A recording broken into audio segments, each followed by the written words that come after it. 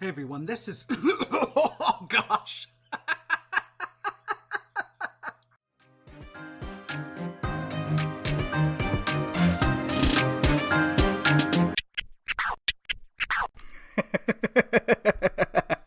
That was too good to not leave in. Okay, so hey everyone, this is clearly Chris, and you're listening to One Cross Radio, and today's episode is a really cool one for multiple reasons. One, this is an odd episode in the sense of it's not an episode I recorded.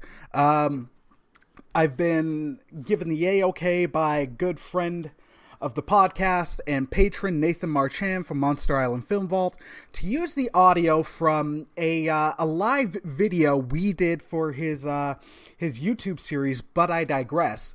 And I'll include that link in the description along with so many links because we got to do a round table of sorts with most of the authors of the Fantastic 42, which I will also include the link to in the description.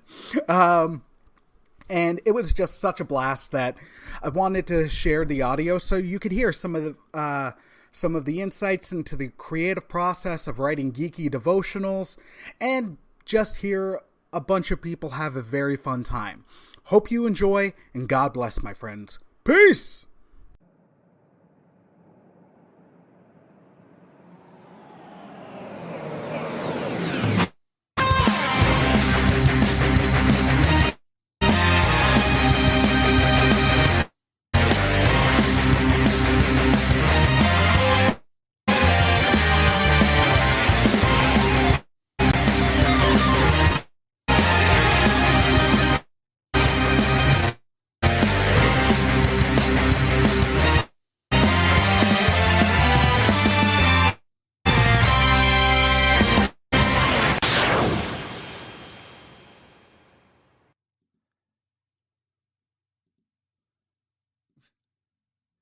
Hello, everybody. I hope we start getting some more viewers in right now. So, without further ado, I am going to start introducing all of my guests here right now. So, let me unmute everyone here.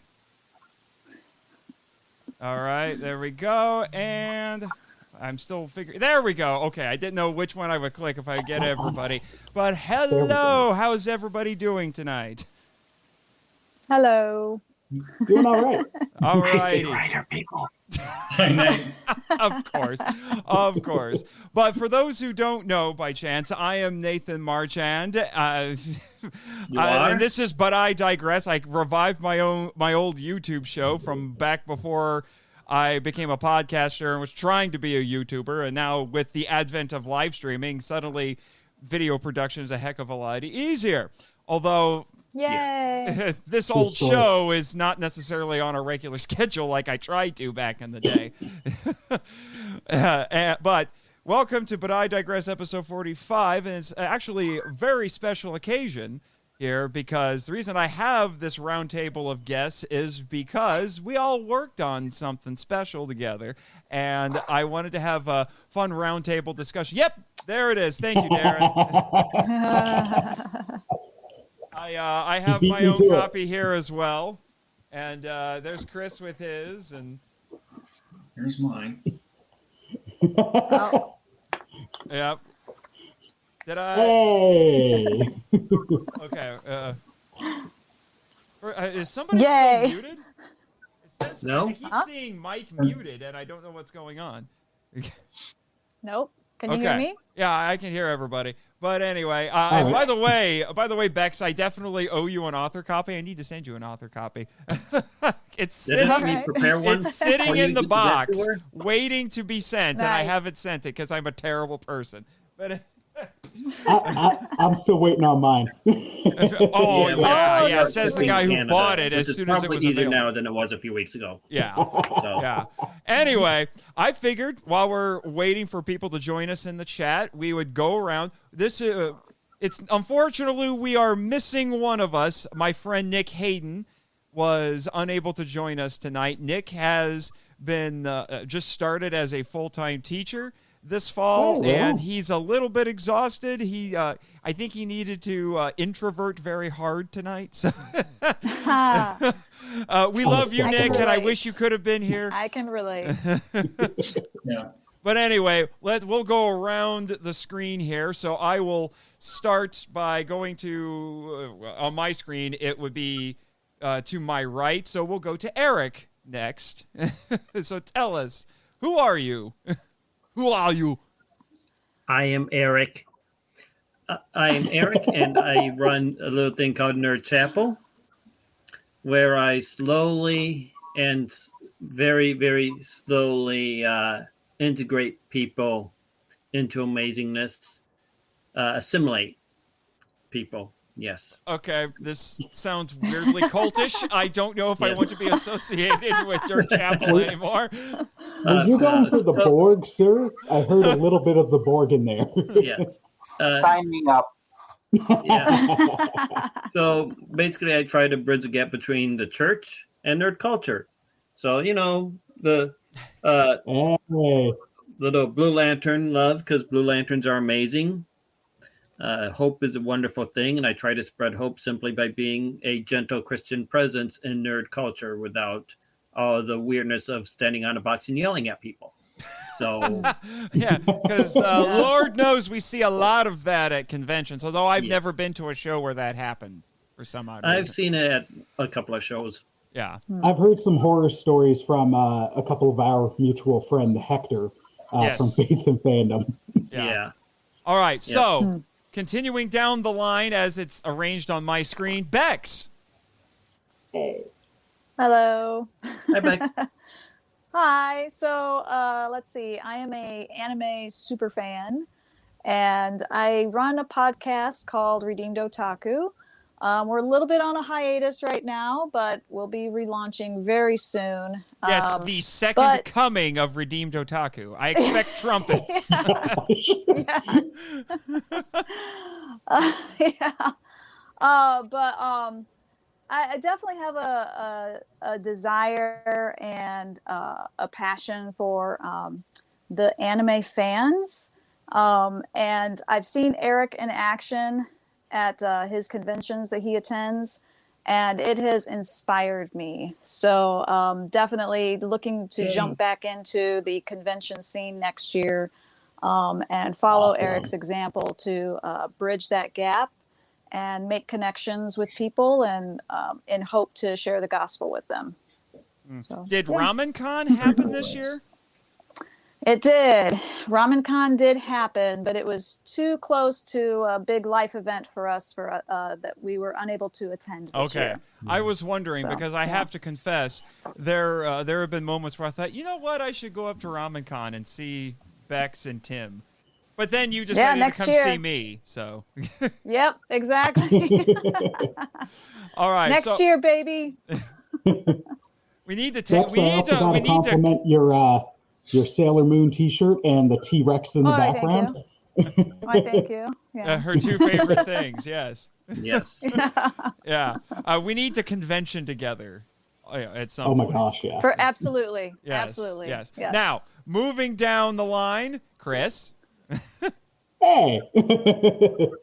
Hi. So my name is Chris. I'm the host of One Cross Radio. I like hats, so that's why I'm rocking one.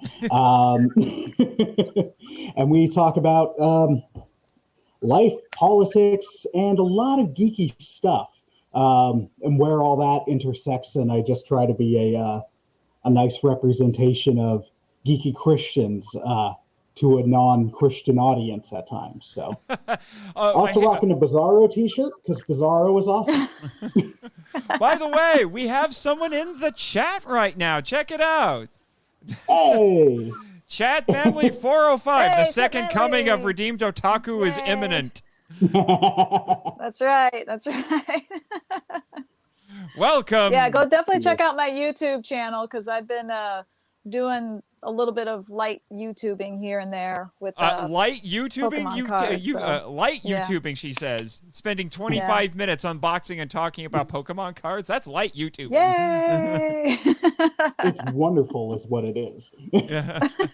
Yeah, it's actually, I have to say, I've been watching those videos, and they are strangely relaxing. I rather enjoy sitting there and watching you Very just nice. play around with cards. It's They nice. seriously Nice, are very delightful. It's just like, hey, I'm excited about this, and you're like, wow, man, this is calming. Which is why right. which is why I will say I am now that you are getting back into Pokemon cards, I suddenly feel like I was accidentally genius and may have, I don't know, had some sort of prophetic message from the Holy Spirit, because I'm having you on my podcast, the Monster Island Film Vault, to talk about a Gamera film that would very much be in line with Pokemon. So Chris is smiling because he knows what I'm talking about. I'm excited about that. Anyway, Scott, you're next in line. Well, hi, everyone. I'm Scott. I am a pastor, author, husband, father, martial arts enthusiast, comic book nerd. Yeah, you didn't screw up your trachea or whatever. I have no injuries as of this moment. There will be no pain tonight. I am slightly disappointed. Maybe next time. You never know when another injury is just around the corner. Oh, for those just to explain to our viewers and listeners, that's a little bit of an inside joke, because Scott and I were on the Christian Nerds Unite podcast, and you injured yourself doing some martial arts training the day before, and you weren't sure you would be able to talk. I was like, you'll just sound like Bane when you come on. Yeah, I did. Yeah, I sounded like an 80-year-old smoker. It was pretty bad. But I'm better now. So. Yeah. All right, and finally, Very good. And finally, we have Darren, who is sitting there being very stoic. The Orange Mailman. Orange Mailman. I'm Darren. I'm the. You guys are a bunch of nerds. Thank you. And you're the token girl, so. Oh. I am. I've been married for 26 Darren, years, and I've been a mailman for 26 years. So I get nerdy about games, about the color orange. Here we go. Oh, I'm a fun And guy. puns. Oh, wait. Puns. Yeah. Yeah. Anyway, Eric asked me to. I've been doing stuff with Eric for quite a while, helping out with his Nerd Chapel stuff, and he kind of reached out to me and wanted me to be a part of this, and so I thought about it, and I've done some blogging, but never anything like this. I thought it was a really neat project, so I decided to sign on. So here I am. I've been to Gen Con with Nathan and Eric, and we've hung out together. We hung out at 2013. It was such a blast. I had only met Nathan like once or twice briefly before, but hanging out with them at Gen Con 2013, we really kind of bonded there. It was a lot of fun. And I can tell you the moment when we truly bonded, and that was when I made a random Homestar Runner reference playing with the hotel room lights, and I just went flipped, and I was like, the system is down. And they're like, you know about Homestar Runner? Yes, I do. We are friends now. That's great. Alrighty then. So, as we've been talking about and showing off a little bit, we're here to talk about... Yeah, what's your nerdy stuff? Yes, to talk about the Fantastic 42. Now, for those who, perchance, don't know exactly what this is, Eric, you want to start off the story? Because this is actually book 3. I'm going to show off books 1 and 2 here. So, years ago, I was walking around a Christian bookstore. Dun, dun, dun. And as I looked around in the devotional section, I found a lot of devotionals that were written for fans of sports, hunting, women's groups, and I always like to say women's tea groups. Just, I don't know. I just tend to say that. You sexist. I'm kidding. But nothing for our crowd. Nothing that was specifically written for fans of science fiction, superheroes, gaming, etc., etc. So I said, okay, something needs to be done about this. and I felt the pull from the Spirit to do something. And being that I had never written a book before, I said, God, how about I bring Nathan in? God's like, okay, go ahead, bring that Nathan guy in. And yeah, that's so a good idea. I called Nate and said, hey, I'm doing this. I want you to do it with me. Yeah, I believe the way so, the way I remember the conversation was, you called me up and say, "Hey, you ever notice that there aren't any devotional books for our subculture?" Yeah. You want to write one? Sure. Yeah. And so we did 2 before this, where Nate and I each did half the book each. Mm-hmm. Which that's a part of the story we need to explain. The reason why it's titled 42 and why there are 42 entries. We do need to explain that. So before we start talking about this project. Right. So we were in a couple of Christian nerd Facebook groups at the time, and put in there, hey, we're working on a devotional for nerds and geeks. What are your thoughts? What do you want to hear about, et cetera, et cetera? And someone said, well, you should name it 42 after Hitchhiker's Guide to the Galaxy. Yeah, and specifically that it should be 42 entries long, because we were toying with doing 30 days or 40 days. 30 days because it's a solid month, and 40 days because it's a significant number in the Bible. And that's usually because I looked at the market, because I'm familiar with with this particular market, because I'm the writer out of the two of us. Because you and I are college buddies.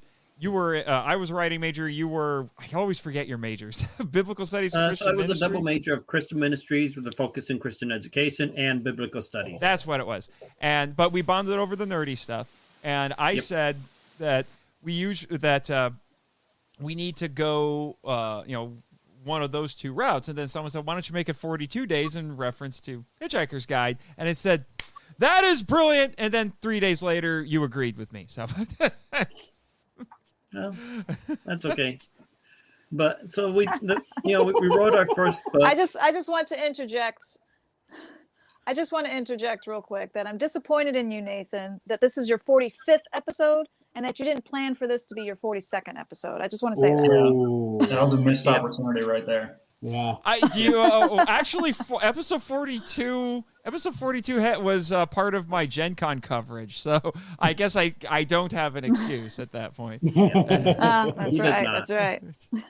That is a missed opportunity. You can just shame him all you want for that. Yeah. And shame! Dishonor on you! Dishonor on your cow! Yeah. So our first 2 books were very curriculum driven. The first book, we said, okay, let's just do something introductory. Let's ask, who is this Jesus guy? Mm-hmm. What does it mean for me individually? That would be this one. Mm-hmm. And what does it mean for us as a group? So that's what we did with the first book. We just used illustrations from Star Wars. Superman had 2 entries right back to back. And that was intentional. Intentional, yeah. I also had this show Haven from the Sci-Fi Channel that was based on some Stephen King works had an entry in there. Just a variety of different nerd things, but we didn't get everything in there. Funko! So sorry. And that went up really well. Our first convention at it, we donated 10 copies to the Christian Gamers Guild for their booth, and we had an additional 20 at Nate's table. The copies at the Christian Gamers Guild booth sold out by the middle of the second day, and it was a 4-day con. Wow. And by sold out, we mean, That's I think they awesome. just gave them away. Wasn't that based? They were doing $8 donations. Yeah. Oh, they were doing They're donations. doing $8 donations to the group for it. Okay. So then they started that telling happened- everybody to go to my table. Yeah. I put out my copy of our book as the booth copy at the CGG, and people saw it, said, this looks cool. And I said, well, go to Nate's table, because I was volunteering at the booth, which means I was running between both Nate's table and that booth that year, and trying to get in some games as well. So I did that, and people were coming all the way across a huge vendor hall. Gen Con's vendor hall is ginormous. It is just ridiculous. Yeah, the vendor hall alone in Gen Con, because that's at the Indiana Convention Center in Indianapolis, I have seen whole conventions take up the same space as just the vendor hall of Gen Con. Yep. It's that insane. Yeah. So people are coming in at that time. One of the interesting aspects was that was the last year where they had one combined cashier for all of the artists and authors. Mm-hmm. And so people came halfway across this ginormous vendor hall to find one table in the middle of like 30 or 40 author tables, and then go get in a line with a cashier for 20, 30 minutes to pay for the book, then bring back a slip showing us they had paid for it in order to buy the book. Wow. And Wow. we came home with one copy. I think it was more like 2 or 3. I didn't have many left. So you gave one copy to Marina Sirtis because her character from TNG. Yeah, Nice. because Deanna Troy is a subject. So you gave one copy to her, and then after that we had one copy left over. Okay, that's what I didn't quite remember all the numbers, but so it was a magical time. That was a magical. It was a great weekend. Yeah. And that book continued. There are some cons you don't sell well, some cons you do great. It always varies. Yeah. And then a couple years ago, we decided to do a second book, so we'll do a quick primer on this one. Yep. So one of the things I will say we wanted to do is some of the feedback we got from readers for this one was that we had some very glaring omissions. Like we did from the first book, like we didn't have anything on Firefly. We had hardly anything on video games, and much to Bex's chagrin, no anime, weirdly enough. Hence why we're like, video games and anime girl on cover. We're fixing the problem. Yes. And I also purposely included a couple of Disney connections in the second book as well, because we didn't have any Disney in the first book. So the second book, I was praying and thinking about it. I said, let's focus on the idea of newness. Let's ask the question, how does God do new things? And how can we cooperate with that? Mm-hmm. And that's also when we discovered that calling it 42 is puntastic. Yes. Yeah. Because the first book is just 42 discovering faith through fandom. This one is The New 42, which is in reference to The New 52, which was a DC Comics branding about 10 years ago. A bit of an infamous one, too. And it's called God Terraforms All Things. So, in reference to a line from Revelation. It doesn't seem right that was 10 years ago. That The New 52? Right? I know. Yeah. Anyway, moving on. I mean, the last 2 years have felt like 10 years. Let's not get into that. I have opinions about comics. Anyway. And yes, Chet Manley, making all nerds and geeks happy is difficult. This is very difficult. Yeah. Okay, here. Here. I'll put it up so everybody else can read it. Yeah, Chet Man. Yeah, making all nerds and geeks happy is difficult. Yeah. If I may quote, I don't know. The Star Wars fandom always seems happy with everything that's going on. Oh yeah, totally. Right. I'm just gonna say I will now quote God from Bruce Almighty. Once you figure out the answer to that, let me know. So yeah. So that was our focus, and I also wanted to make sure that we encourage biblical literacy with the second book.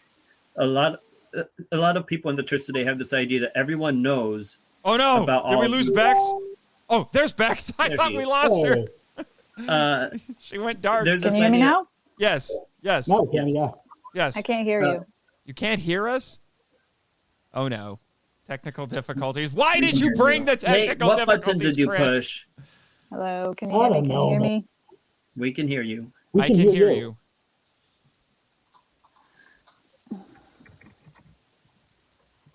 Hello, can you hear me? Yes. I can't hear you. Please stand by. I'm going to leave and come back in. Okay. So we lost Bex for a hot second. Yeah. Anyway, continue, finish the story, and hopefully she'll be able to jump back in. I'll keep monitoring. So one of our things that we wanted to do was to make sure that we gave chances for people to learn these stories that some Christians assume everybody knows. And the reality is not everyone knows all these stories from the Old Testament and New Testament anymore. So we wanted to encourage people to learn those stories and to experience what God has to teach in those stories.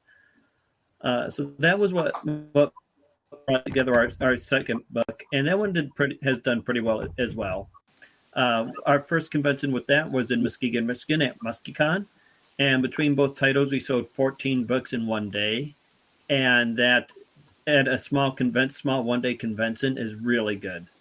A lot of the small one-day shows I go to, I only sell 1 or 2 books.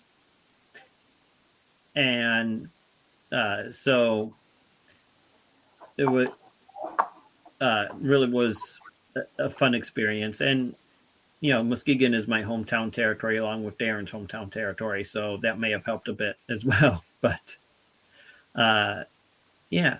So we just kept saying, okay, we need to keep going. We've still got some other ideas for other things to do. And then, when it came time to do a new one, I noticed, or we realized Nate was rather busy. He had this tiny thing called a master's degree he was working on. Not a big thing, just a master's degree. I graduated now. Yes, graduated. And I felt that it was a good time for us to do something with less of a curriculum focus and to do more of just a general character study focus. And that made it easier for us to include other people. Mm-hmm. So Darren was one of the first people I thought of because he had helped me out with some Nerd Chapel Sunday morning services at conventions at Grand Con specifically. Grand Con Gaming Convention, great gaming convention. So come next September to Grand Con.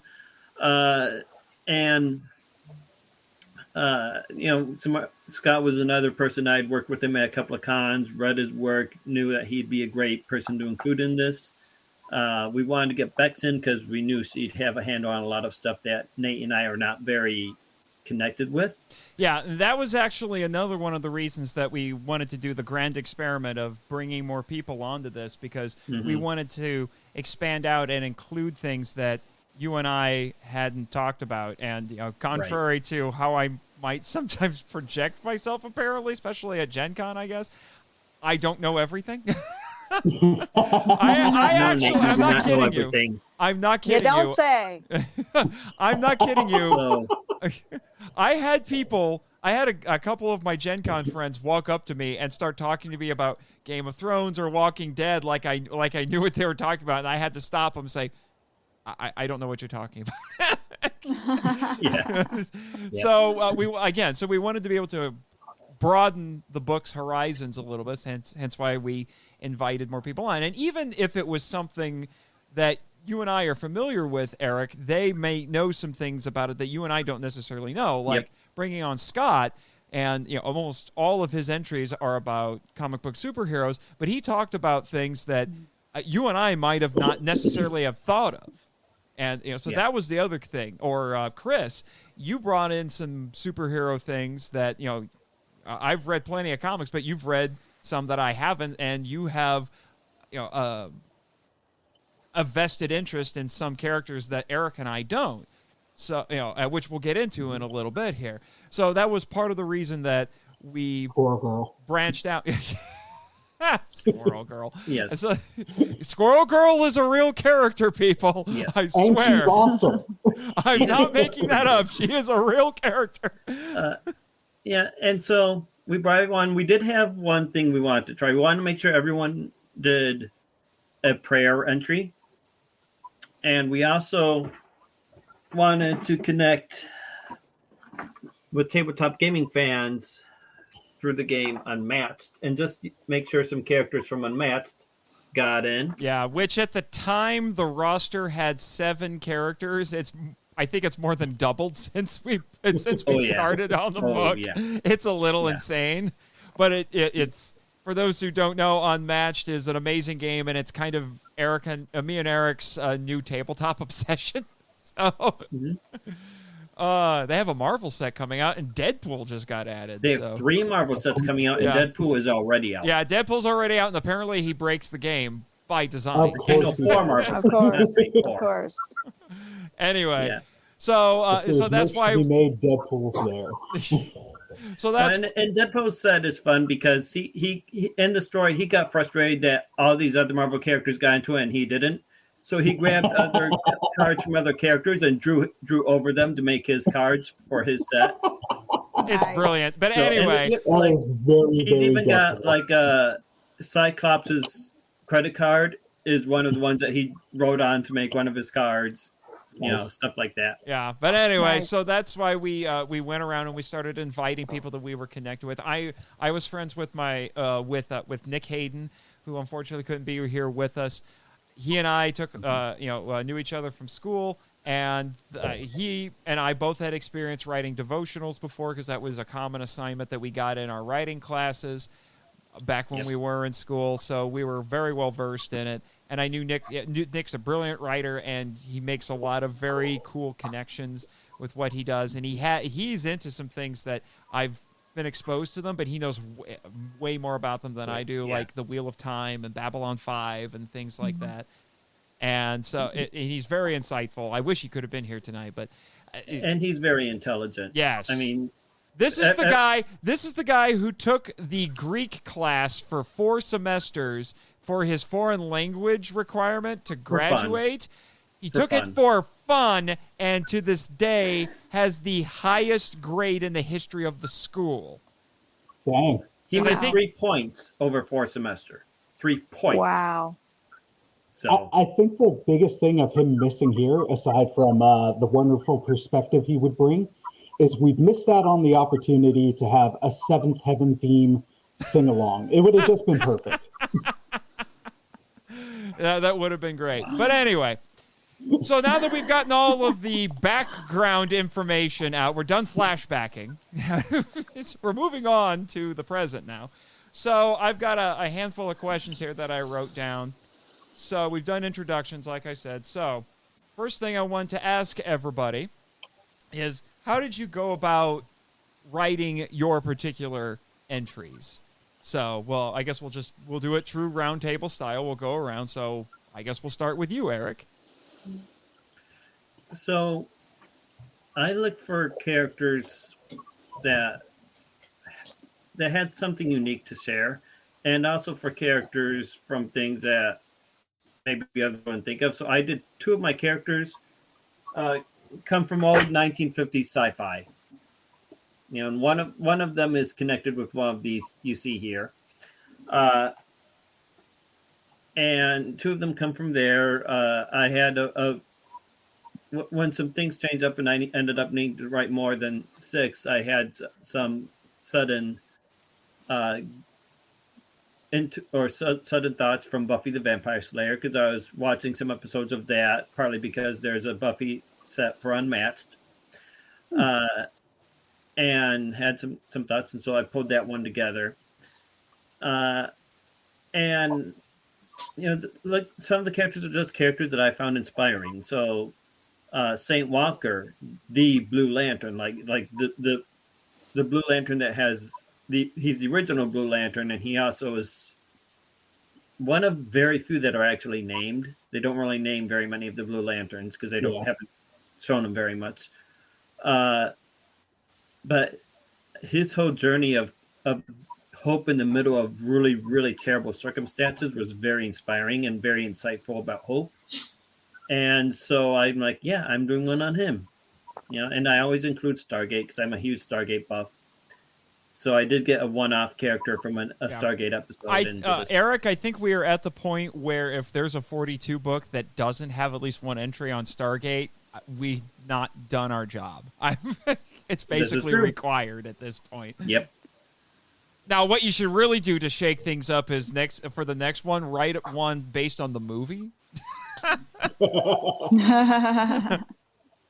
It's possible. Yeah, I'm talking the original movie with, was it Kurt Russell? Yeah, Kurt Russell and James Spader. Yeah. That's what I mean. And Ultron was in that one as well. Yeah, James Spader. Yeah. Yeah. All right, so Robert California himself. Yeah. So moving around, since everything got shuffled because Bex had to drop in and out. Darren. Yeah. Tell us about writing yours. Well, I drew from things that I was already knowledgeable about, like Dr. Jekyll and Mr. Hyde. I soaked that story up and just saw a lot of Christian parallels in it. So when the opportunity came up, I had already been convicted by a lot of things in the story of Jekyll and Hyde. So writing that was pretty natural. but the one that was fun was Darkwing Duck. I just basically put on episodes of Darkwing Duck, and I just wrote down the things that he was saying because he's like Flash Gordon. He narrates his own thing. This dynamic do-gooder does dot dot dot dot, and this nocturnal nemesis of ne'er-do-wells, and I'm like, hey, this is the stuff. I'm just gonna put this right in the devotional. And okay, I got to do more research here. All right, it's another episode of Darkwing Duck. I'm researching. That one was a really fun one to write, but all the rest of them I pretty much drew from things that I was already fairly knowledgeable about, like Lord of the Rings. I'm fairly knowledgeable about that, so I just drew from. Just went and okay, let's look at Aragorn here and how he's the king of the dead, and look at Jesus and how he's the Lord of the dead, and just do some parallels. So that was my method. And our host disappeared. He's gone. Keep talking, Darren. I just felt like showing this off since you're talking about Lord of the Rings. So you want to get there you go. Right now, Nathan? What? You want me to call you out right now? Sure. Oh, Sure. Okay. So I originally submitted 5 entries. I emailed Eric 5 ideas, and I said, "This is what I got." He says, "Well, we're asking for 6." And I said, "Well, I don't have a 6th idea. I'll try and come up with something." And then he says, "We're asking for at least one of them to be a prayer devotional, have a prayer focus." And I thought, oh no, I'm not good at prayer. I feel like I struggle with it. I love to study the Bible, but when it comes to prayer, I feel like it feels like it's a chore sometimes. I thought, how can I write a devotional on prayer? And then I got to thinking about Wesley, and at the very end in the book, Wesley's the Princess Bride specifically. The Princess Bride, yes. Yeah. So sorry, I was picturing at the very Prussia. end, he offers up this prayer to the Lord of permanent affection as he's about to crumple over and die, and the Lord answers his prayer. And I thought, yeah, I think I could make something work on that. And so I emailed him that idea, and Eric said, "Okay, all your ideas are accepted." And then as I was writing it, I thought, wait a second, I'm going to have to point out the difference between the book and the movie, because this is in the book and most people are familiar with the movie, The Princess Bride. And so I'm going to have to talk about the difference. And oh yeah, Nathan and I had a conversation about the difference between the book and the movie at Gen Con. Yeah, I was going to say, which Gen Con was one that? Thing. Is that Gen Con 2019? There's a book? What? And Nathan is saying... Hold on. Pause, Darren. Chris, you have somehow gone your entire life and didn't realize that The Princess Bride is based on a novel? I had no clue, none whatsoever. Any single reference ever made about it to me, around me, has strictly been about the movie. Okay, well, here, let me explain something to you. What's fascinating about The Princess Bride as both a movie and a novel is the author of the novel also wrote the screenplay for the movie because he was a screenwriter before he was a novelist. He also wrote things like Butch Cassidy and the Sundance Kid. What? Did they get him back for a PG-13 version of Deadpool 2, or just the kid?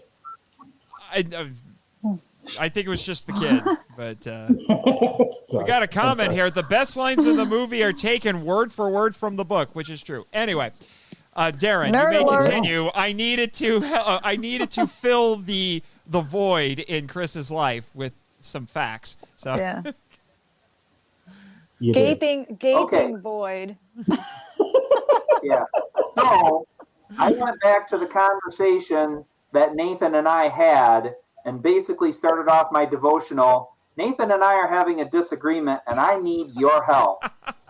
So basically, well, it's not that Nathan thinks that the movie is better. He thinks that the movie and the book are equals. Yeah. And I say the book is better. Okay. Well, basically the conversation was we got onto the subject of the whole the book is always better debate. And I actually said that I have a short list of exceptions to that, and I mentioned what I thought were in cases where I thought the movie was superior. And then I said, but I also have a couple that break even, and one of them for me is The Princess Bride, because I read the novel, and the novel is phenomenal. But there are things I like better in the movie than I do the novel, but then there are things in the novel I like better than the movie. So I couldn't pick. So I like the book better, and that's how I started off, was by calling out Nathan and saying, "Hey, yeah, well, wrong. Help me out."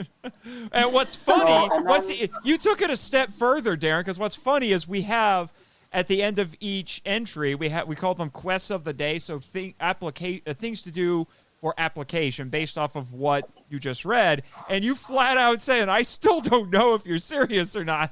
You put in one of them that everyone needs to call me and tell me I'm wrong. You basically said, contact Nathan Marchand and tell him he's wrong. That is not what I said. I will read this right now. Write Nathan a letter and tell him the truth. I put, buy the book, read it for yourself, write Nathan a letter, and tell him the truth. That's what I put. Oh my gosh. Oh, that's great. That's great. All right. So we'll move on to the next one. And because of all the shuffling, you're next, Bex. Next, Bex. All right. Anyway. Well, I only wrote 2 entries due to some life events. I could only submit the 2. So it was 2020, you know. It was. Yeah, our 2020 started in 2019, so it's been a couple of years. Yeah, but so I wrote the Sailor Moon and Jurassic Park entries, and I've been a huge fan of both ever since I was introduced to them, saw them on the big screen. Sailor Moon was very early on. And I did a devotional for Geek Devotions on their YouTube channel back a few years ago. And it was around Sailor Moon and the theme of identity. And that is a huge topic. And I saw big parallels in the Sailor Moon, just the whole storyline of Sailor Moon, and how she has so many different aspects of her identity, and she struggles with it kind of as she goes along. But in the anime fandom specifically, there is just a big need for people to know and get answers for their struggles with their own personal identity. So I felt that was a good entry point to that topic, especially for Christians in this day and age, because we are bombarded with all these ideas of who we are and who we identify with, that I think we need to keep in mind that as Christians, we need to know that our identity is found in Christ, and we need to be reminded of that over and over again, because it is really, truly the most important thing. But yeah, so the Sailor Moon and then the Jurassic Park one, that one was a tough one for me because there isn't really like any sort of Christ theme or Christ figure in that one. So I kind of had to really focus in on Dr. Grant because he's a character in the Unmatched game, and kind of look at. Oh, he will be. Okay. So isn't it the Velociraptors or? Yeah, the Velociraptors and the security guy from the first movie. Okay. The guy who's famous for saying "clever girl," and those are his last words. Clever girl. Good old Muldoon. Muldoon. Him and Yep. his terrifically short shorts. Yeah. So I kind of honed in on Dr. Grant because he's kind of this old crotchety archaeologist who refuses to, play with the kids or encourage the kids in their love for dinosaurs. And it just reminded me kind of myself because I've been a Christian for many, many years. And in our ladies' study back last year, we had an older lady who was a new Christian, new convert, and she converted from Judaism. So all of her knowledge came from the Old Testament. So when we were talking about when we were studying the book of Philippians, she would ask these questions that were kind of Sunday school questions that anybody who spent any time in Sunday school should know the answer to this. And it kind of, I had to like check myself a little bit, you know? So I kind of saw myself in Dr. Grant with just how we sometimes disregard the younger Christians in their new walk with Jesus. So that's kind of how I got the inspiration for that, was just kind of my own personal experience and kind of having to examine myself in that instance. And then of course it was fun writing about all the dinosaurs and recreating those scenes, because I love that movie. Because it's fantastic. Yeah. It is fantastic. Mm-hmm. Yeah. And it is so rewatchable. So. Oh my gosh, Fantastic, you say? Oh. Fantastic. Oh, You got it. You got it. quick question for you guys, because we're all Christians here. Did any of you guys ever grow up with McGee and Me? McGee and Me. I saw a couple did. episodes. Yeah, it was the Focus on the Family thing with the kid who talked to the cartoon and Bible lessons. The kid that Dr. Grant scares with the raptor claw is a kid from McGee and Me who got bullied by the bully Derek and got jelly donut squeezed on his head.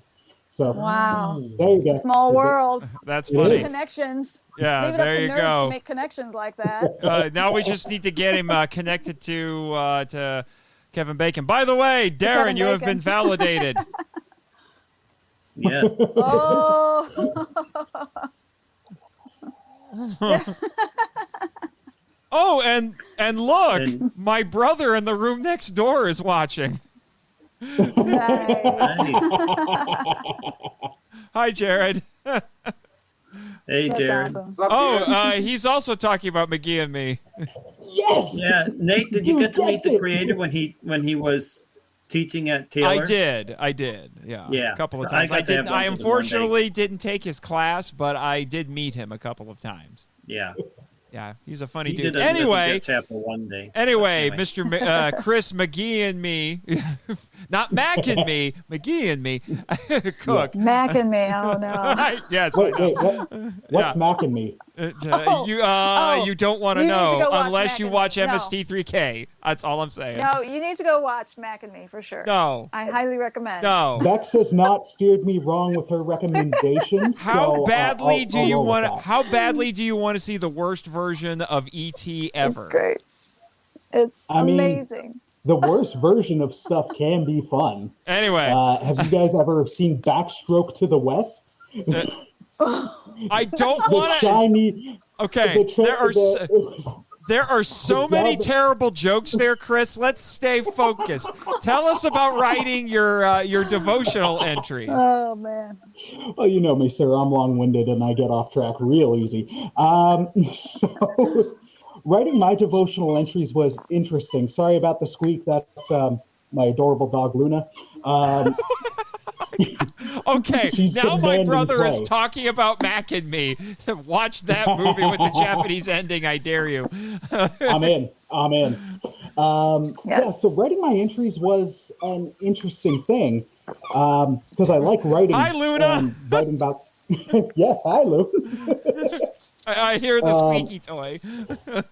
Writing was a bit of a challenge because I'm like, okay, I know a lot of Star Wars characters or comic book characters, but all right, who can I write about? And then who can I write about that will meet the word count and isn't just repeating something we've already seen or heard, or that someone's written better than I can? And then also, like, what would be a unique thing to say with some of these characters?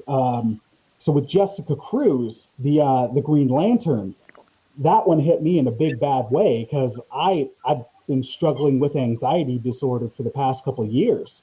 And I used to work in social ministry with a number of youth who struggled with it. And then when I showed them that, it blew their mind because they hadn't seen that depicted so realistically and generously. And for me, it just hit like, man, it just bam. So doing that, and Moon Knight, and Nathan and I had done a podcast episode on my show about Beast Wars, where we talked about Dinobot for the majority of the episode because he's just so gangster. I love Dinobot.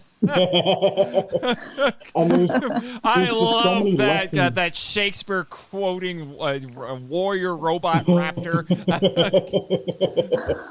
There's just so many good lessons that can be learned, and we don't always have to go with the most obvious choices. And sometimes the lesser knowns you can get a lot of good out of. So I hope I answered your question. You basically did, although I was waiting for some little story about how I put you through the grinder when we were in the editing process. Oh, yeah. No, well, you didn't ask that.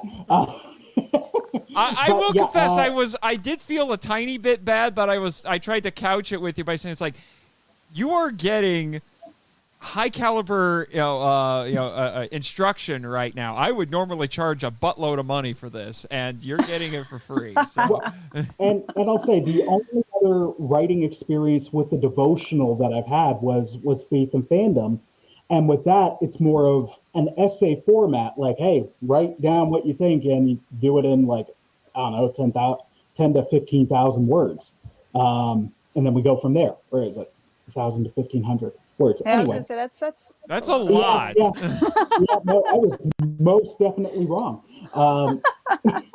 So okay, Scotty, you like multiplying your numbers by a factor of 10 there? I gotta maintain my reputation as a miracle worker. So like changing the tone from the only way I've ever written, that was a challenge and a good one. And you were so patient with me, man. I really appreciate it. If you've seen some of the things that I have graded as an English teacher, you would understand. I was like, is this a burn? No. You were fine compared to some of the other things I've seen. Very, very fine. Anyway, now we come to Scott. Tell us about writing your entries. Now, you were actually one of the more experienced writers that we worked with because you've done a lot of stuff like this in the past. Yeah, and so actually I was really excited when Eric first reached out to me about the project because as at least you and Eric know, I've written 2 other books before this in a series called Holy Heroes. And in those books, I focus on superheroes and draw spiritual lessons. Yeah, thanks, Eric. That's the first one in the series. And then the second one is the Holy Heroes devotional. And I just draw spiritual lessons, biblical lessons out of the stories of these superheroes because I've been a huge superhero nerd my entire life. And, when I was probably around 30, it kind of dawned on me that, maybe I could, take this geeky passion that I have and use it somehow to glorify God and to share Jesus with other people. And so that's what I did. And I'm also involved in a ministry called Costumers for Christ, where we actually cosplay as superheroes at Comic Cons, and we give out comic books about Jesus that just tell the story of Jesus. And so we get to, mix and mingle with nerds of all sorts at comic conventions all the time. And we have a blast doing it. But I actually have one of your art pieces that I got from the one con that we hung out at TriCon. It's up on the wall right now. It's Jesus and Superman. Jesus, that's my favorite one, actually. Yeah, I love the Jesus and Superman one. And behind me, you can see the poster that has Superman, Hulk, Batman, Spider-Man, and Jesus together. That's actually kind of pulled from the last page of the comic book about Jesus.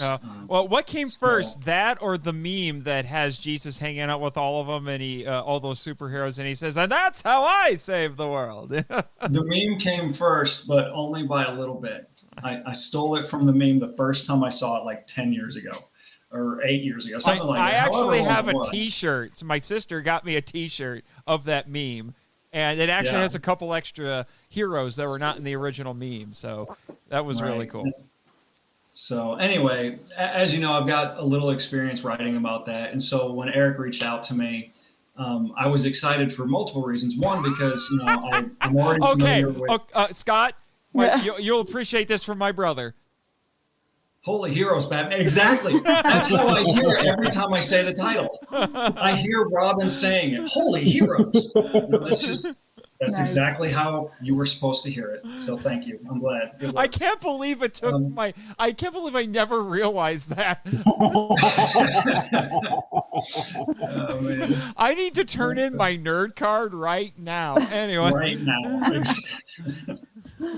Anyway, so when Eric reached out to me about it, I was really excited because I was familiar, I'd already met Eric and I met you at a convention, and I met Eric mostly, we chatted online. We actually have worked together at one convention in Chicago. But I'm familiar with Nerd Chapel, and we have very similar ministries. And so I was excited to be able to partner with you guys, but also I had some ideas left from my previous book, the Holy Heroes devotional, that didn't make it into the book, but I'm still thinking, well, maybe I can do something with that sometime. And so when Eric said, hey, we're putting together a devotional, we want you to contribute, I'm like, oh, I've already got a few ideas because they were already in there. The challenging ones were, well, Eric wouldn't let me do all superheroes. We've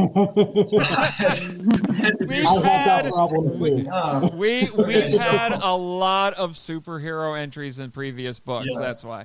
Yes. Yes. And so he encouraged me to choose one of the unmatched characters. I ended up doing King Arthur, which actually required research on my part, which is a little bit different than some of the other characters. Although I will say, because I remember Eric and I were talking about that, and we actually looked it up, and we're like, there's comic book versions of Arthur in the DC and Marvel universes. He could try that, pull from that or something like that.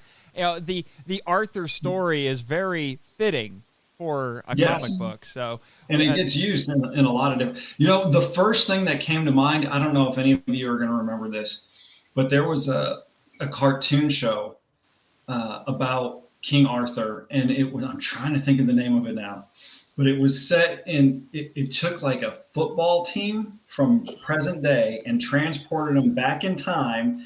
And that was like the captain of the football team became Arthur, and his Knights of the Round Table, the Knights of Justice. That's what it was. Knights of Justice. This is a 90s cartoon, isn't it? 90s cartoon, yes. Uh-huh. It was absolutely horrible, but I loved it. That's the Mighty Ducks animated show vibe. How have I never heard of this? You gotta look it up. I'll send you a link. You can watch all 22 episodes on YouTube. So. Nice. Any fans of Kid and King Arthur's Court up in here?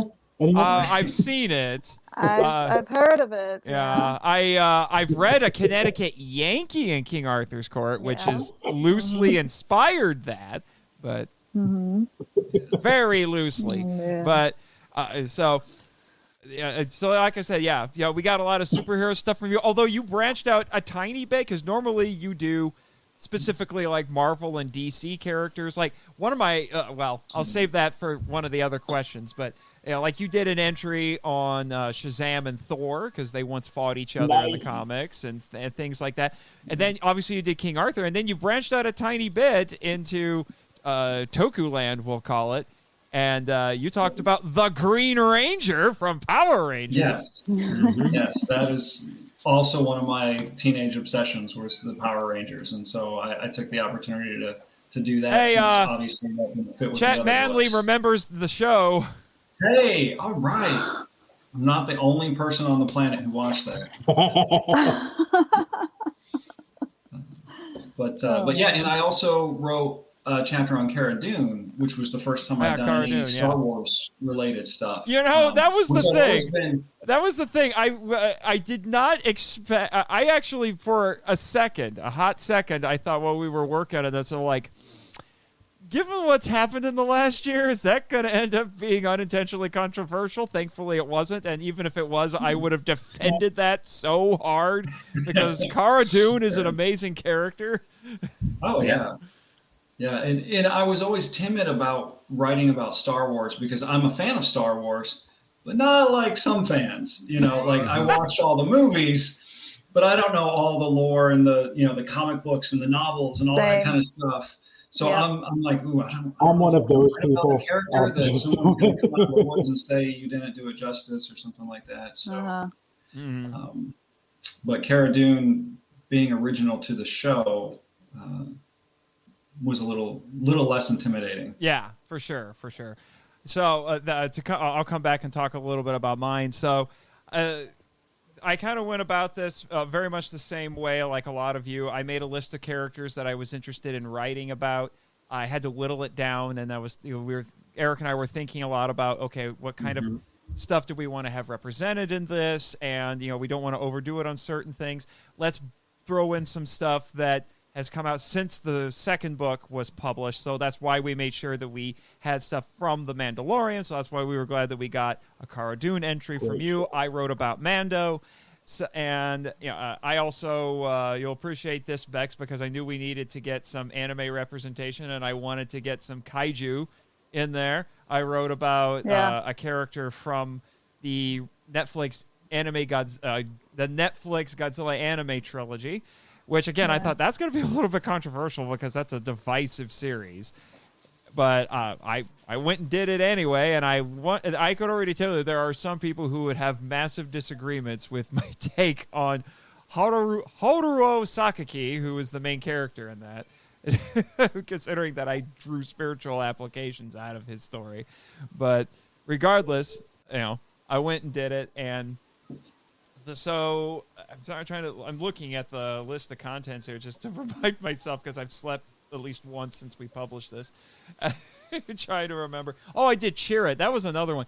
I loved writing about Chirrut in this. He's from Rogue One, which has become one of my favorite Star Wars movies. And one of the things I absolutely adored about Chirrut is his relationship with the Force is much different than any other way we've seen other characters relate to the Force, where they treat it as very impersonal, a very kind of like a Buddhist pantheistic sort of approach to it, whereas Chirrut treated it like it was this living being that he could relate to. And I'm like, why don't they do this more often? This is amazing.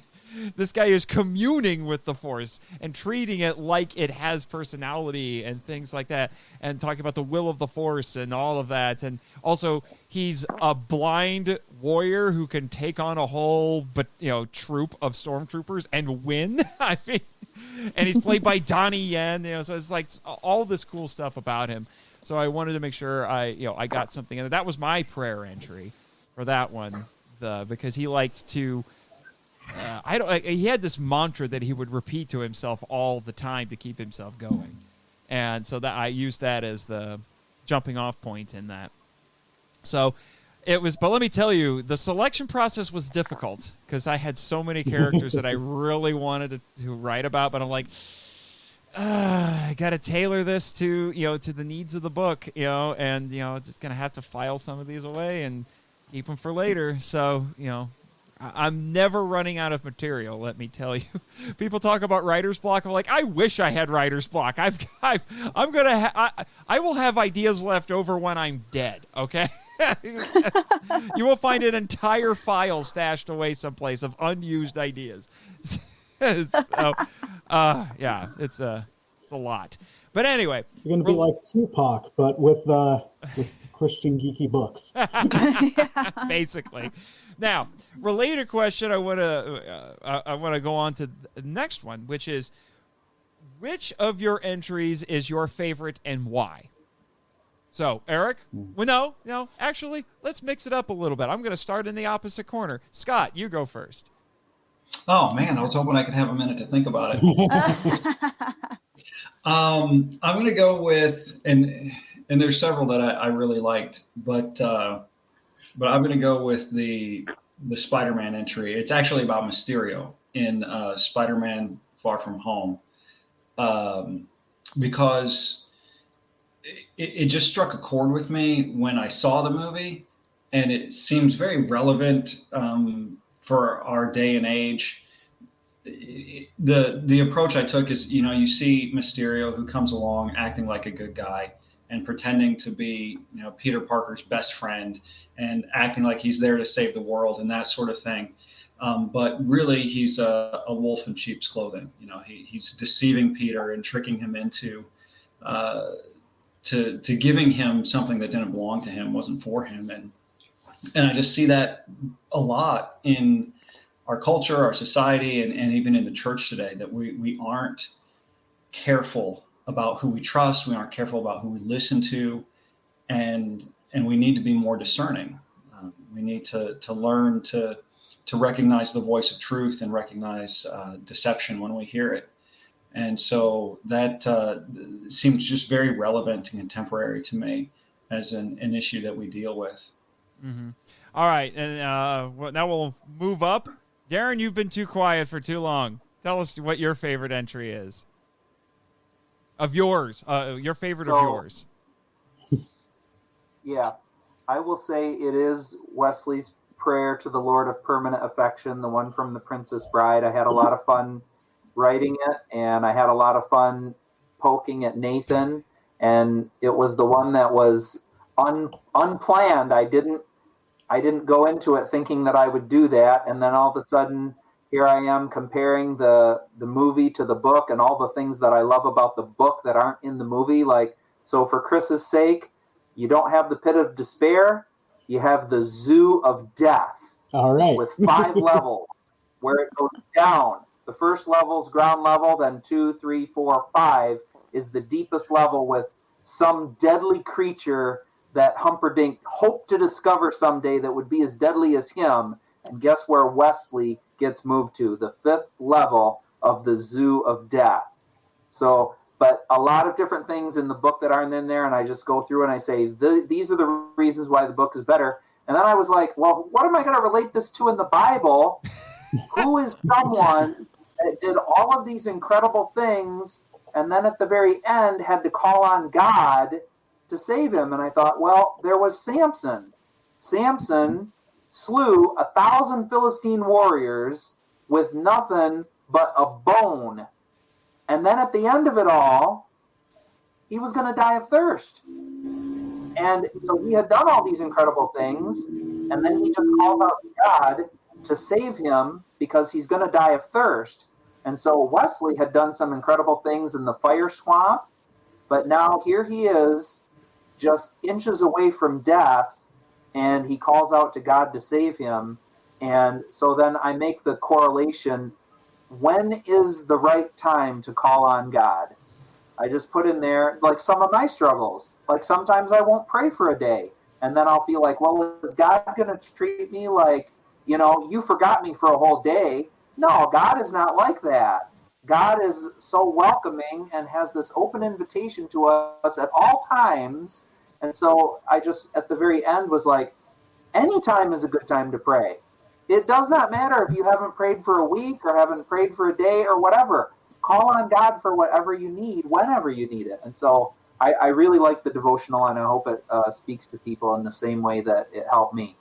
All right, now we're moving over. Eric, it's your turn. So I promise I have a logic, but anyway. Picking a favorite is difficult for any of us. I'm sure. It's like asking a parent. Like when people ask me, what's your favorite book that you've written? It's like, why don't you ask a parent which child is their favorite, okay? The good one. Yes. So I'm not a parent.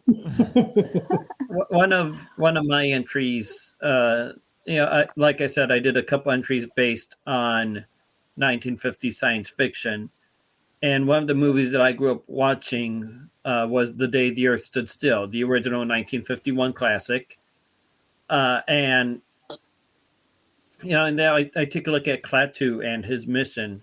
He came to Earth from another planet and wanted to speak to the whole Earth and share this message of of a chance to live in peace with other planets, with the whole Earth, and people were blocking him and saying, "No, we can't do that. They won't come to our land. We won't go to their land." We were bickering and fighting, and as he put it, he got frustrated with stupidity. And so he wanted to meet. I can relate. Yeah, he wanted to meet the common man, and he kind of smirked when they locked the room on him, like it was amusing to him. And he goes out amongst the common man just as Jesus came and walked amongst the common man and sat down with people that other people would refuse to sit down with, and just how he had an offer to be part of this great connection. Jesus said, "Hey, you have a chance to follow me and to be part of this amazing journey God is taking me on. You can be part of that." And so I just looked at that wonderful. And taking a movie I'd grown up with, it was fun. My mom was very patient as we watched the movie, and I paused, rewound to make sure I got certain quotes right and certain details right. But it's something that came out of my relationship with my mom was watching those movies, and my mom started me on my nerdiness, and being able to take something that was such a big part of my life for so long and find ways of connecting with Jesus' own mission and with pointing people back to Jesus was just a really fun thing to do. All right, and now we'll move down on the screen. Now it's your turn, Chris. Which one was your favorite? I think I know, so I want to see if I'm right. I think I know the one you're talking about. In a weird way, I want to say all of them just because of the. That's a cop out. We all do. I will be specific about my absolute favorite, but the reason I say all of them is I'll even point at the Robin Hood chapter, which was the biggest struggle one for me to write. And you and I spent a lot of time workshopping that one. We did. And by the end of it, I was like, you know what? This is exactly what I wanted to get out. But it took that while and that back and forth to get there. So just the process of that part, I was like, that's just satisfying that it turned out as well as it did and it finally got done. Mm-hmm. You actually, it ended up going into some really interesting places. So I can see why you would be a bit proud of that one. But I will say my absolute favorite is the Anxiety Lantern chapter. Yes, I was right. Jessica Cruz. I knew it. Because I think she's a wonderful character. But also, for me, it was like, it's a bit cathartic to get to write about this stuff, something I've been experiencing and going through, and in a positive way, where so many of our brothers and sisters also struggle with this. And thankfully, in the past, 5 to 10 years, the church has gotten much better at addressing mental health and being supportive for people with it. But still, I'm like, you know what? Here's the chance to just try to normalize it, deal with it for myself, and hopefully come up with a way that can help any other brother or sister going through it. I'm like, you know what? That's the end game for it right there. Like, all the other stuff is great. There's wonderful lessons, but that one I was like, these are also very practical steps. Like, yeah. All right, so now we move over, and Bex, you have 2. So I've got a 50-50 chance to guess right. I think I already know, but so blow my mind. You have a 50-50 chance to blow my mind. So okay. Well, when you first asked this question, I said 1, and then as it was going, I went to the other, and then I went back to the other one, and so I've changed my mind 4 times in the span of 10 minutes. Biting my tongue. There's a joke there, but I'm not going to say it anyway. Oh no. So the Jurassic Park one I mentioned earlier, it really spoke to me. From a personal experience and a personal heart condition that I had to kind of work through. but I think I'm gonna have to say Sailor Moon. Yep. Because I do love the character, even though I didn't really delve too deeply into her character growth. I think the topic is probably one of my favorites to talk about, and the one that I think is most needed. In a sense, I almost, when I read the devotional, I read it and I'm like, man, I could have gone so much further. And I have this thought that the devotional, that particular one, is unfinished. Like you could just keep going on the topic of identity and who we are in Christ and who Christ is and what that means for us. And so I think I'd have to choose that one as my final answer. Of course.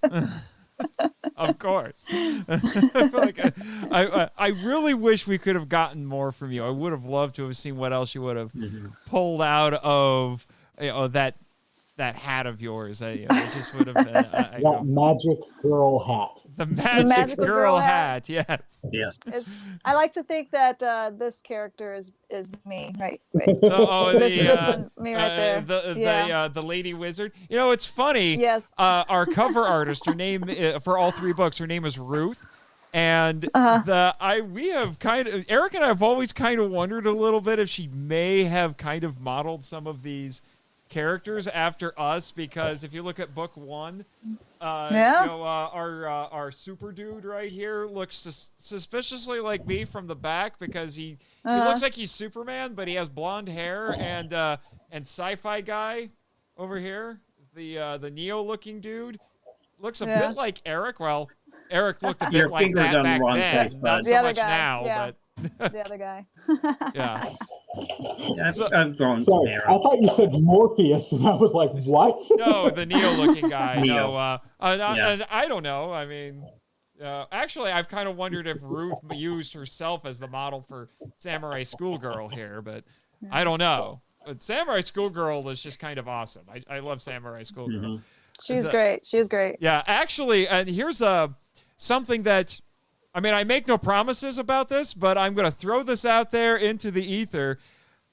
Eric and I were musing a little bit during Gen Con toward the end, and I said, Eric, what do you think about doing, since we have this cover now, this Justice League Avengers style cover here with all of these characters, plus a couple new ones, and I thought, what if we did a fiction spinoff of 42 where we wrote short stories about each one of these characters, and then they have a big Avengers style team up at the end? And he thought that sounds like a great idea. So I may actually try getting some people together to try that. I've been toying around with some ideas for like some parameters for all the writers to kind of work within, and I'll just leave it at that for now. So anyway. Nice. I was actually poring over the table of contents because I was trying to figure out which one do I genuinely like the most. And there's a lot of them in there that I would love to talk about. That I've mentioned a few that I went to some interesting places with them. And, it's hard. It's hard to pick one, and there's been a few that I've talked about already that have been great. But I think I'm going to land on one that I haven't mentioned yet, because I think it's one of the more unique ones that I talked about. And that is, I have one on Proto Man from the Mega Man games, but it is not specifically the version from the games. It is. I'm not surprised that you chose Proto Man for your favorite. Yeah.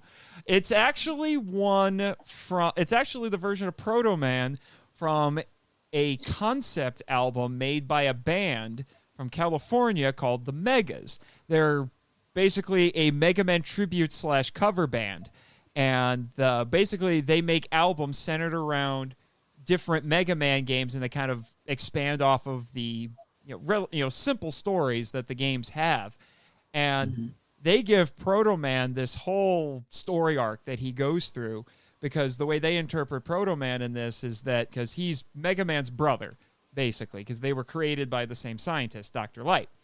And basically, Proto Man was created first. He was a bit of a failed experiment. And then Dr. Light built Mega Man, and then Mega Man went off and basically became a superhero and was saving the world from Dr. Wily and all of that stuff. So the way they present Proto Man is that he's very angry, he's very resentful, and he's just this big ball of burning rage. And he doesn't care for the humans. He does not care for Dr. Light. And he's basically trying to convince Mega Man throughout this whole album that, that what are you bothering defending these humans for? They're not worth it. And then Mega Man has a little bit of a crisis in this album and then decides, you know what? No, you're wrong. And then he goes off and saves the world from Dr. Wily and all that stuff. And then the last song in the album, which is also the title of the entry, it's called Melody from the Past, and where Proto Man is looking at what his brother has done, and he comes to terms with himself and what he had been thinking and learns to forgive, basically, all of these people that he feels like has wronged him, particularly Dr. Light. And I drew parallels with the story of Joseph in Genesis when it came to his brothers and how Joseph was able to forgive his brothers for everything that they did to him. And it was so interesting. I tried to get a hold of the band to tell them that I was doing this and just say, hey, is it okay if I do this, guys? They never got back to me. I don't know what happened, but I did try. And yeah, so I would say that one because it's not quite the source material you would expect for that particular character. So obscure. You're welcome. You should check out the albums. They are amazing. These are nerds and great musicians. Nice. All right, so we've got a few more questions that should round out our conversation. Well, no, actually, I want to do this one because, we've already been going at this for about an hour and 20 minutes. So, see if we can go through this relatively quick because I don't know if I necessarily want this to go on forever. But now we've talked about what was each of our favorite entries that we wrote. Now I want to know which one was your favorite that someone else wrote. Just because I think that would be fun. So, man, I'm going to have to look at the table of contents here again. You know what? I'm not going to go first. We'll start with Darren because, again, he's been too quiet. He's been muted. I'm going to pick one from each of you. Oh, no. I'll be quick about it. Chris, by the way, Chris, can we have a bonding moment? Because my hair is darker on top than my beard is. Yes, son. Yeah. I got 3 different hair colors coming out of the one same area. What the heck is that? Yeah. All right. Chris, I want to say that I thought your one on Used to Scrubs was just brilliant. And I think everyone can identify with it, but that's not the one that I'm going to choose because I think Moon Knight is a highly underrated character. I love Moon Knight. And I never collected the Moon Knight comic, but he would be in Spider-Man quite a bit. And I like how you put, the different identities that he had. It was like putting on the armor for each thing. And I was starting to see maybe even some other correlations because every one of us has different identities. Like you go to your workplace and then you're in your family. Like you could be the baby in your family, but you can be the supervisor at work. So anyway, Moon Knight, I love that one. Thank you. Eric, I really like your devotion on Dr. Morbius and the id and it's just the pride that he had. I've never seen the movie, but you just laid the story out so well. I felt like I was walking along and discovering it as I was reading it. And it's like we all have that pride of thinking, oh, wait a second, let me handle this. Mm-hmm. I'm smart enough to handle this. You're not smart enough to handle this. And to think, how many times have I done that?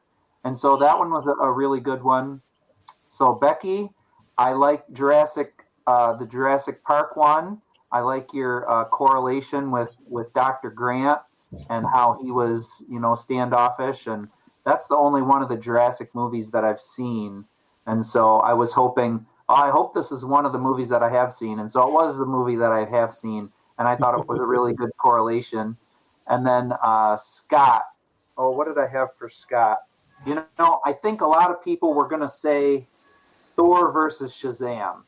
That is a really good one, and it's just very intriguing. But I'm not going to say it. I'm going to say the one that you picked, the Mysterio one, because I'm a big Spider-Man fan, and just the illustration and the quotes from the movie were so relevant. It's so easy to fool people when they're already fooling themselves. Oh, that was so good. And then your challenge at the end, test everything in the light of Scripture. Wow, good challenge. And then for Nick, who's not here, I want to make sure he gets a little love too. I picked the Gorgon's Heart, the Medusa. He's a fascinating character, but he did a twist. He made it more like identifying with the person who has been turned to stone and what it would mean to be transformed back. And then he made a little trip to Narnia with the White Witch and the statues in the courtyard, and how those people had to be transformed back to living flesh. So I like that one. And then Nathan, my favorite for you was something that's actually more mainstream. I was very surprised that you did the one on Bruce Lee, because that's more of a mainstream thing and not really a nerd type thing. But I'm a Bruce Lee fan too, but I didn't know that you were aware of Longstreet, and I thought maybe you could have set that show up a little bit better, that he was working with a guy who was partially blind and was struggling with self-confidence and had, gotten beat up by some thugs and felt like, man, I'm this half-blind guy. And so he was learning from Bruce Lee, but in the movie he played someone else, didn't he? Yeah, he wasn't playing him. He wasn't playing himself. No, he was playing a character. But the idea was be water, conform to whatever situation you're in. When water's poured into a cup, when water's poured into a bowl, it takes that shape. So be water, and you made the correlation of the Apostle Paul became all things to all people, and so that kind of struck my Bruce Lee fanatic in me. So anyway, one from everybody. Thank you. All right, Scott, how about you? So I have two that were kind of my favorite, that stood out to me at least. I mean, all of them were really good, but and they've both already been mentioned tonight. One is Becky's Sailor Moon. And the reason that one stood out to me so much is, obviously I've heard of Sailor Moon. I know what she looks like. People cosplay her as her at Comic Cons and stuff, but I never watched any of the anime. I don't really know anything about her story, but Becky did such a good job writing this character. After a page and a half of describing her story, I was already invested. Like, I cared about this character, and I wanted to know who she was and where her life was going. Like, I wanted to know the end of her story. Yeah, well, let me tell you, I decided, because of being friends with Becky, and also because of some stuff on the podcast that I won't get into, but let's just say Becky basically created a character for the podcast. But I've actually been partaking of a little bit of Sailor Moon, and I am enjoying it way more than I think I should. Because I am definitely not the target audience for this thing. But it's pushing the superhero buttons for me. I think that's why it's working for me. Yeah. So, but anyway, so she drew me in just, within that first page and a half, introducing the character and walking through her origin. And then, she led into the question of identity and, who am I? And, as she already mentioned, talked about how relevant that is for our culture today, that we deal and wrestle with this question of identity a lot. And then the other one ties right back into that, which was Darren's one on Darkwing Duck, of all things. because now I was a Darkwing Duck fan as a kid too. Just listening to the way Darkwing describes himself, and he quotes so many of the "I am this, I am that, I am this, I'm that," and of course Darkwings are all funny, but then he connects it to Jesus' "I am" statements, and all through John, Jesus makes these "I am" statements telling us who He is, and I just thought that the two of those side by side made for an interesting comparison, because on the one side we've got us who often wrestle with wondering, who am I, and seeking the answer to that question. And then you've got on the other side Jesus saying, I am, and telling us in all these different colorful and inventive ways who He is. And there's, well, kind of like how Becky said, we find our identity in Christ. And so the better we understand who He is, the better we'll understand who we are and who we're supposed to be. Mm-hmm. Yeah. Speaking of Becky's entries. There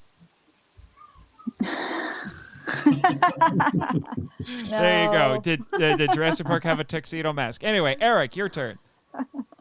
My turn. So I had to look through the table of contents this time. I cheated. No. There's a lot of good things in here. But one of the ones that I'm really impressed with, Nick, who cannot join us, did an entry entitled "No Gelfling is an Island." And he takes a look at the Gelflings from the Dark Crystal, but he goes to the prequel series on Netflix, which is a great series. It's very well done, very fun.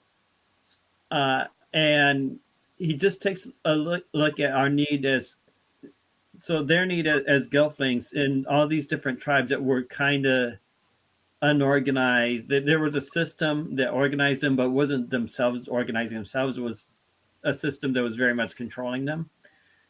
And they didn't really align and cooperate very well.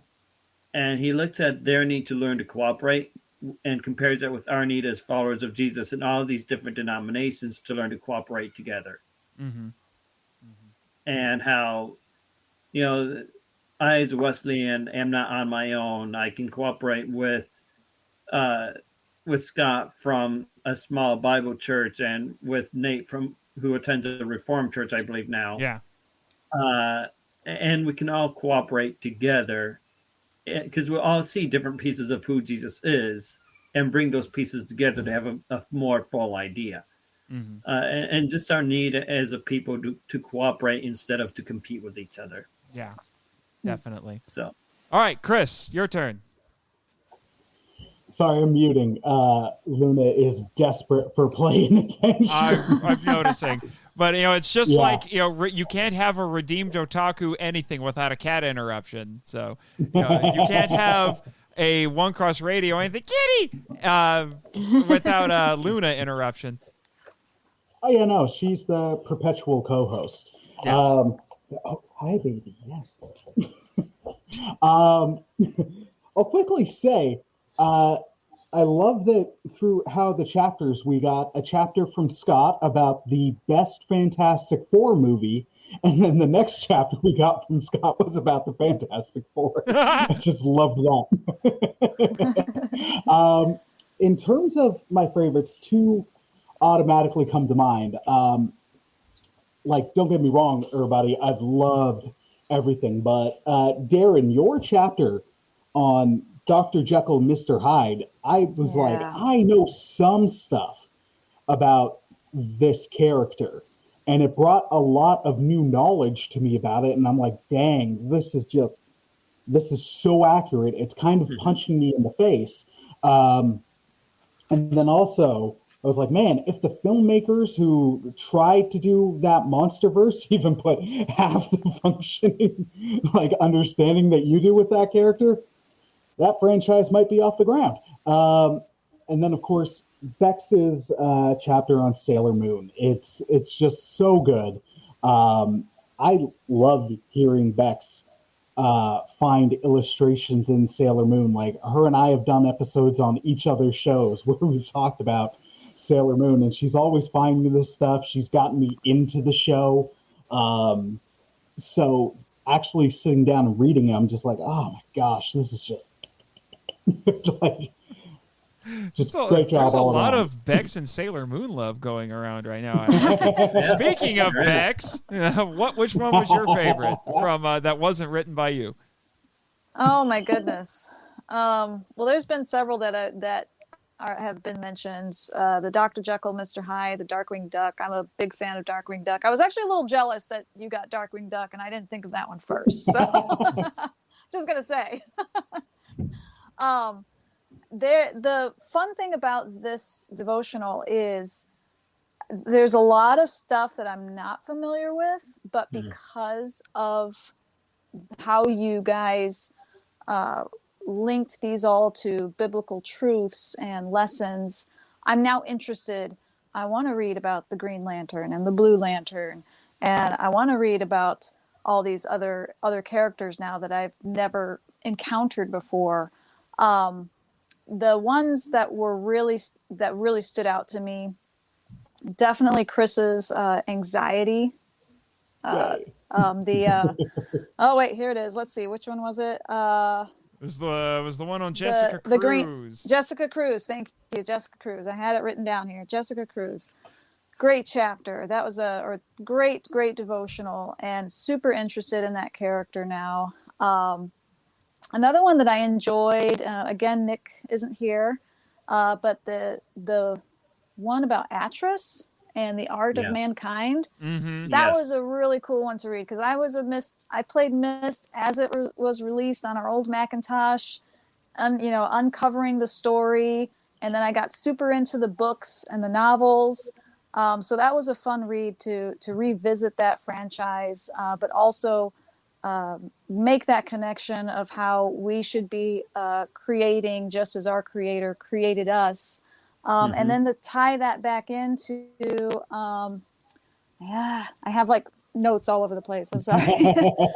But to tie that into creating things for His glory, for God's glory, and not for our own gain, our own glory, but for the glory of God. So, there's just so many good ones. Yeah. It's hard to. This is kind of an interesting side note.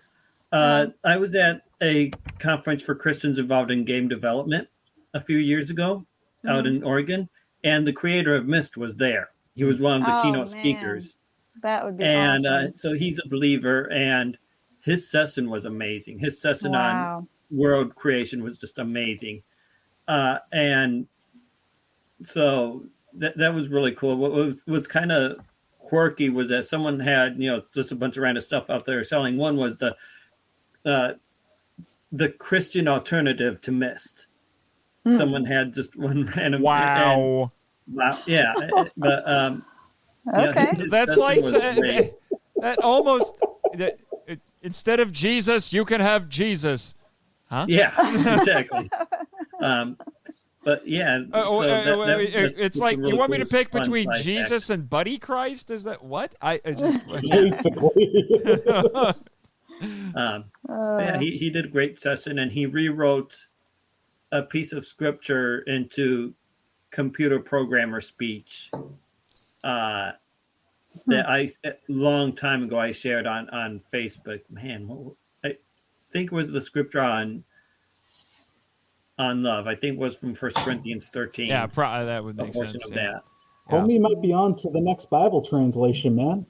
Because we have to convert the machines before Skynet rises? Sure. Yes. Yes, Nate. Convert Skynet to Christianity, and the apocalypse will be averted. Skynet and all of those. Yep. All right. Well, I'm going to bring up I'm going to continue the Nick love, because Nick's got to get represented here. And I'm going to bring up one that not everyone else has brought up, because it's more obscure.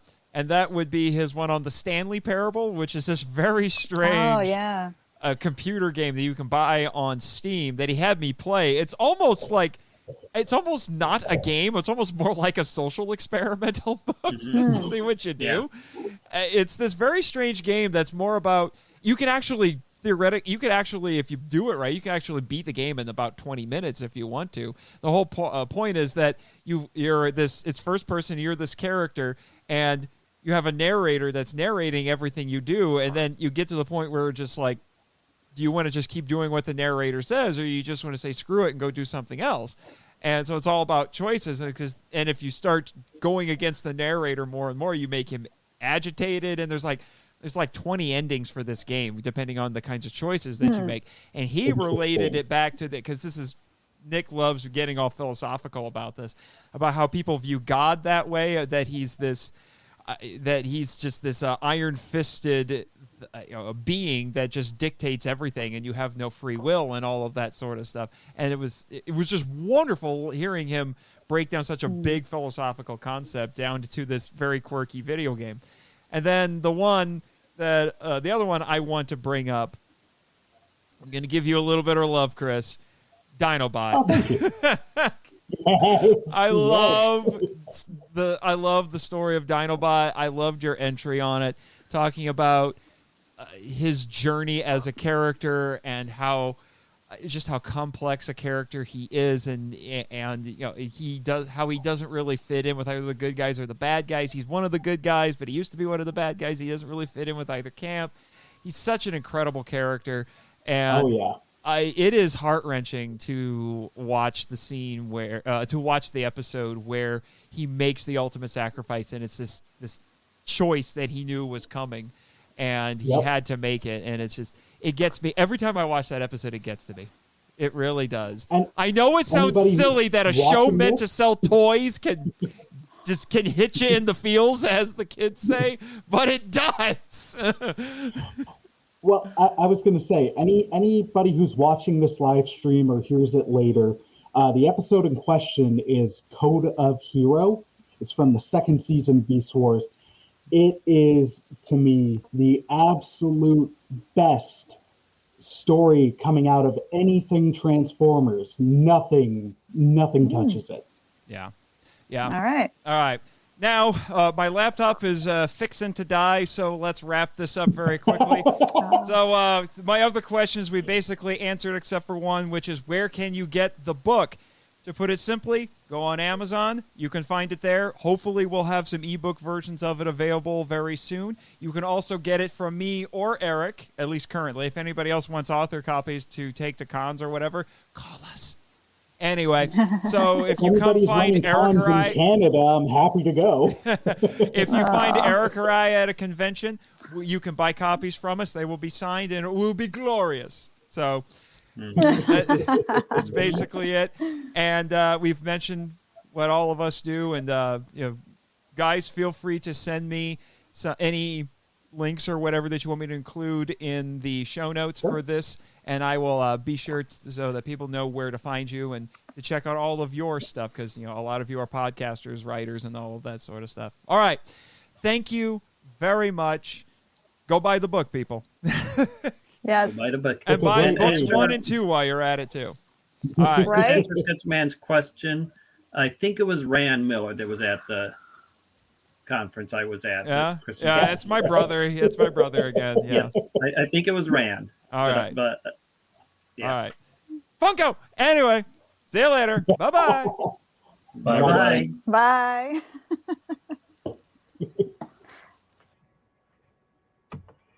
Peace be the journey.